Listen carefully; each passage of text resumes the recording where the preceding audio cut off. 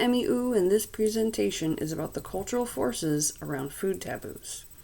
I propose that understanding food taboos can help us to preserve cultural diversity, the environment, and the health of our growing population. I'm going to start by defining taboos, explaining how they are formed, why they are formed, look at the challenges and benefits of following or breaking them. Then we'll take a look at specific American food taboos, where they originated and how they've changed over time, as well as how they are impacting other cultures. Finally, we'll look at what it takes to change a food taboo and why we might want to do this. Food is an integral way that we connect with people. Our food taboos tell us a lot about ourselves, our culture, our beliefs, yet most of us never question them. Some religions would even consider it blasphemous to do so. This blind following of taboos may have worked for us in the past, but with our increasingly diverse culture and globalization, it is important to understand them. Simply liking or disliking foods is different from food taboos. I'm going to call them preferences for this presentation. So food preferences are created by early food exposures, good or bad experiences, but they can also be created intentionally to meet health needs or for environmental and ethical values, like with veganism. People might also create preferences based on social pressures in order to fit into a particular peer group. Except in the case of health needs, changing one's food preferences has few repercussions beyond maybe peer judgment or positively expanding your experiences.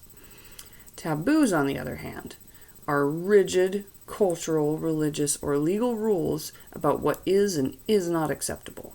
They dictate what we eat, when we eat, where we eat, with whom we can eat, and breaking them can have real major legal or social repercussions. You might wonder why we would even want to make up such complicated and limiting rules around food. Well, there are three main reasons for a culture to have taboos: physical protection, spiritual protection, and social cohesion. First, if there is a high risk of physical danger from eating a food in a particular area, such as an abundance of poisonous mushrooms or berries or venomous snakes, then it makes sense for everyone in that area to agree that maybe eating snakes, mushrooms, or poisonous berries is a bad idea, and thus a taboo is created forbidding them from eating anything that resembles these things in order to protect future generations from harm. Second, if there's a fear of offending a sacred spirit, then taboos that prevent that offense are created. People who believe that we may reincarnate in future forms as an animal in a different life, they're going to be more inclined toward vegetarianism or avoiding certain sacred animals that may contain sentient spirits. Jainism takes this concept even further by practicing nonviolence to all life forms. So it teaches to avoid eating the roots and bulbs of plants, like potatoes, carrots, or onions, because it would require killing the whole plant to do so. And thirdly, food taboos may form as a ritual to create social cohesion. This could include ritualistic fasting, in which everyone agrees to avoid certain foods or all foods during a particular sacred time, or the opposite with celebrations and eating only certain foods during that time. An example of this would be the memorial of Jesus' death for Christians, where some people practice consuming wine and crackers in a particular ritualistic fashion. When everyone follows the same rituals, they feel united.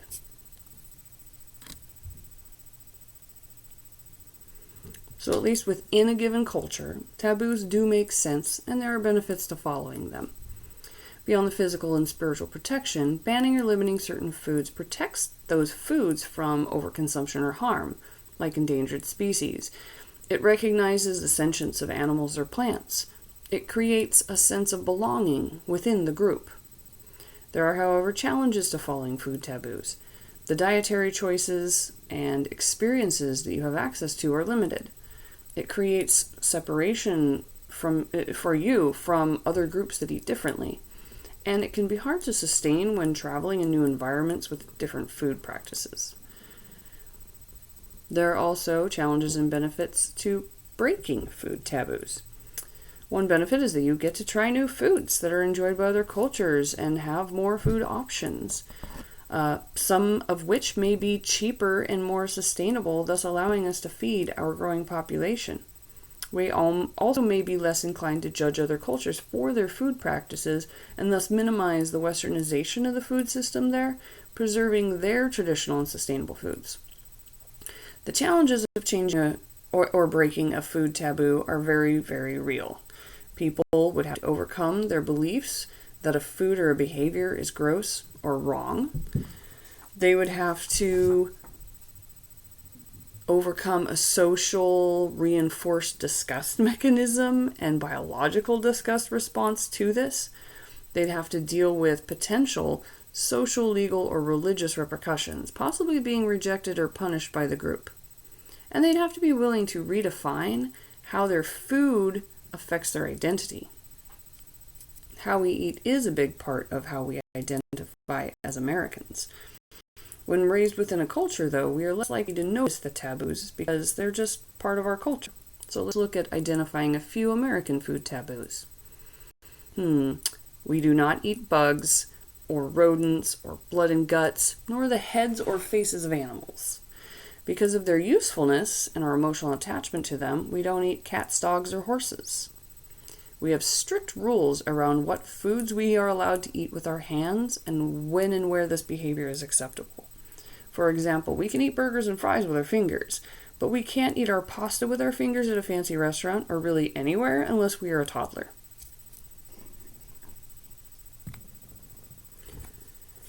Food taboos can seem odd and made up, which they are. Mainstream American food taboos were originally made up in Europe. Many taboos were engineered by elite ruling class to please a monarch or to set themselves above the commoners. Religious Puritanism also dictated that some foods were impure or unholy and to be avoided, such as consuming blood. Some of this mentality is still seen in our obsession with removing impurities from our food. We prefer our food boneless, seedless, fat-free, gluten-free, dairy-free, bug-free, pasteurized, preserved. Over time, the biblical idea that the eyes are the windows to the soul also led us to develop an aversion to eating the eyes, head, or face of an animal. In addition to their concern with rats and bugs carrying diseases, Europeans also just didn't need to eat them because there were plenty of other food choices like wild game and domesticated livestock.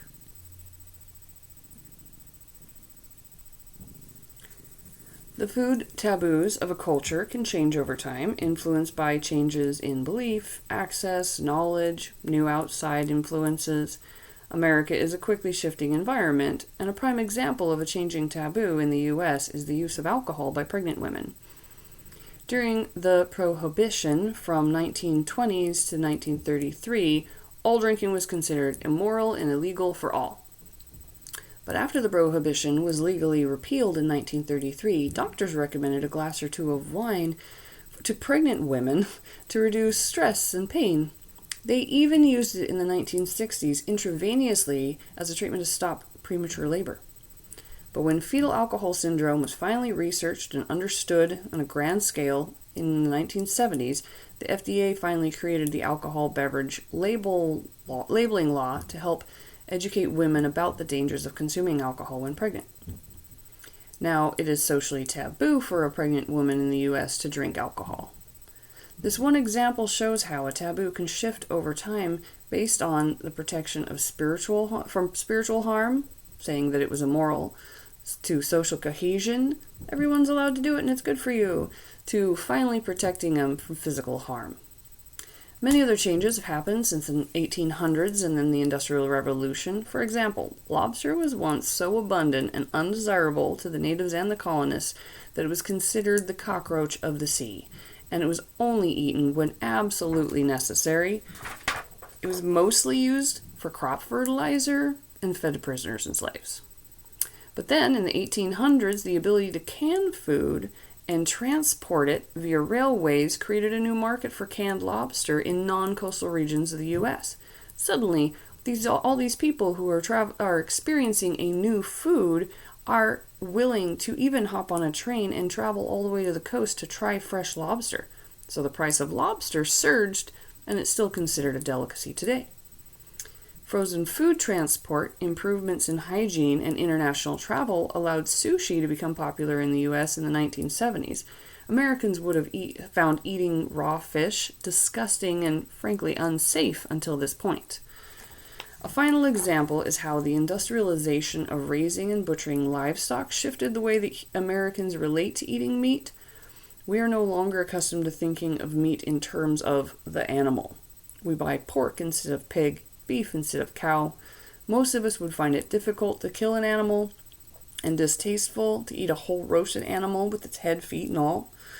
We prefer to purchase our meats boneless, skinless, and faceless. Thank you very much. Those who do see the animal behind the meat often find it difficult to continue eating meat, and as a result of this new cultural disgust response, there's been an increase in vegetarianism and veganism. These examples have shown us that although food taboos do exist, they can and sometimes should be changed, like making alcohol less acceptable for a pregnant woman. Knowing this, I looked into how one might go about intentionally changing a food taboo. I'm going to use the example of getting Americans to eat insects. First, one must raise the awareness that there is even a need to do so and that they are actually quite clean, safe, and nutritious. Remember that we create and therefore change a taboo for moral, health, or social reasons, so we have to play that in. Second, we acknowledge that while people might be willing to accept that bugs are nutritious, they don't want to eat the whole bug, heads, feet, and all. So, to overcome the gross factor, we grind it into a rich protein powder that is unidentifiable, appealing, and even fancy. Third, we find an open-minded group of people to try it. College campuses are ideal because students are receptive to new ideas. Fourth, we build momentum.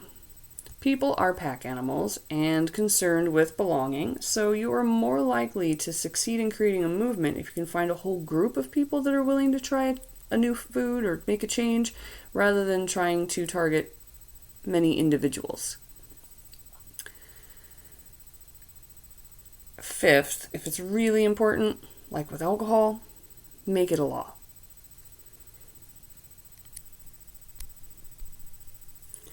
We now see that we can change our taboos, so I want to tell you why I think we should change them.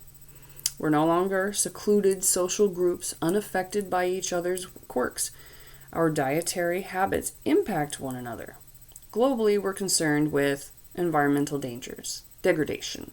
Americans grow and consume huge amounts of meat using industrial livestock methods, leading to soil depletion, water contamination, and methane emissions. We also have a growing population and a shrinking farmable lands in which we are growing food for the animals rather than for the people. Did you know that eating bug protein burgers instead of beef patties, for example, could feed our growing population with a drastically cheaper and more nutritious food source, use a fraction of the land, produce none of the waste and emissions, and serve as a leading and sustainable example for other nations? Did you also know that Westernization has been shaming other cultures into rejecting their inexpensive and sustainable traditional food sources because we think their foods are gross or for poor people? By opening our minds to try new foods and changing our taboos, we can preserve other cultures, expand our in-group, and find global food solutions. I would be remiss if I didn't also acknowledge the reduction in animal cruelty. Many people would like to see the complete removal of meat consumption. I must caution that while this sounds like an ideal, it does not acknowledge that other cultures may be harmed by removing nutrition sources that they are reliant on. I want to remind us that we should work on changing our food taboos instead of those of others. We get to look to the future and think about how our food taboos could shift and make us a better person, healer, ally, and nation. Thank you for watching my presentation. These are the references for the research, and these are the references for the images.